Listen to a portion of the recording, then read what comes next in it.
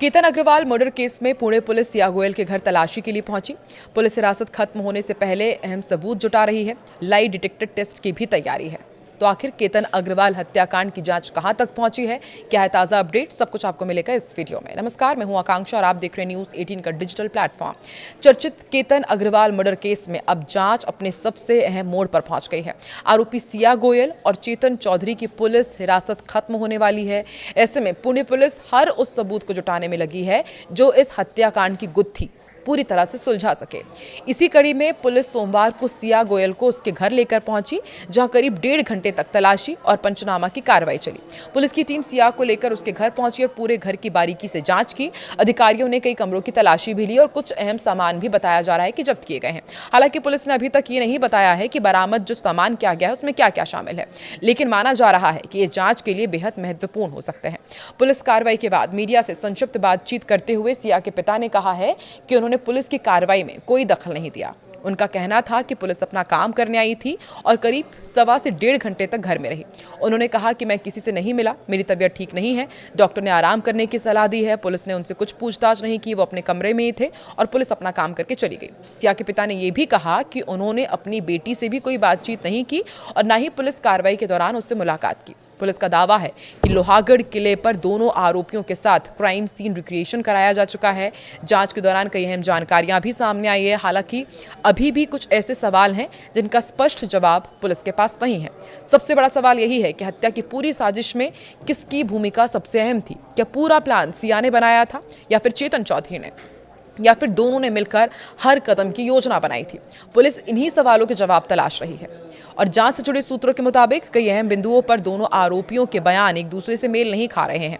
कुछ डिजिटल और परिस्थिति जन्य साक्ष्य भी पूरी तस्वीर साफ नहीं कर पा रहे और इसी वजह से पुणे पुलिस ने अदालत से दोनों आरोपियों का लाई डिटेक्टर टेस्ट कराने की अनुमति मांगी है। पुलिस का कहना है कि इस वैज्ञानिक जांच से हत्या की साजिश, घटनास्थल पर दोनों की भूमिका और हत्या के बाद सबूत मिटाने की कोशिशों से जुड़े कई सवालों के जवाब मिल सकते हैं।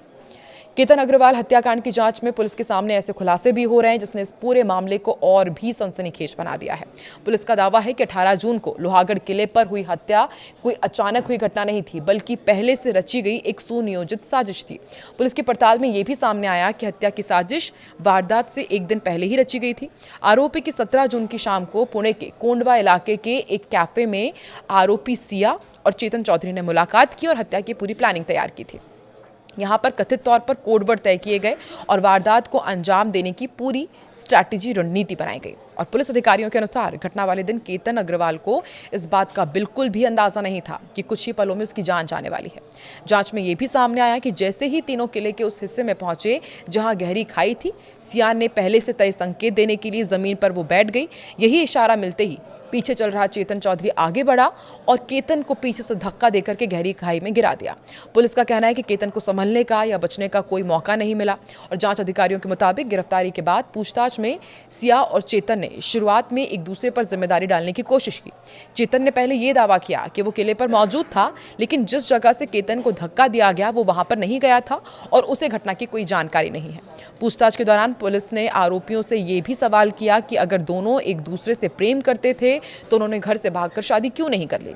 पुलिस के अनुसार आरोपियों ने जवाब दिया कि ऐसा करने से दोनों परिवारों की बदनामी होती, इसी वजह से उन्होंने कथित तौर पर केतन को रास्ते से हटाने की साजिश रची। जांच में यह भी सामने आया कि 18 जून की घटना पहली कोशिश नहीं थी।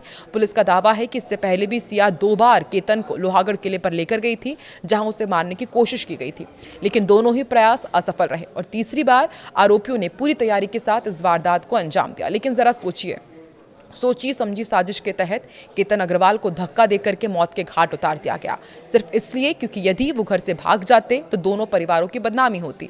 लेकिन अब वो कानून की सलाखों के पीछे हैं, उनसे लगातार पूछताछ की जा रही है।